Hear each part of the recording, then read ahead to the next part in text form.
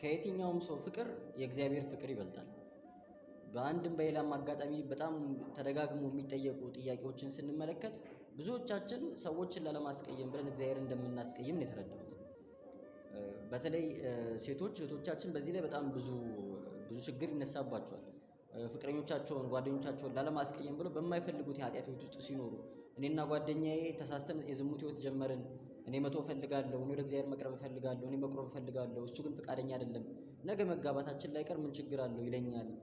ምን እንደማድረግ ጨንቆኛል፣ ብተወው ደግሞ ይጎዳብኛል፣ ይሞትብኛል፣ ያዝንብኛል በሚል ሰቀቀን መኖር የማይፈልጉትን ህይወት የሚኖሩ እህቶች እንዳሉ ተረድተናል። እና ከየትኛውም ሰው ፍቅር ግን የእግዚአብሔር ፍቅር ነው የሚበልጠው።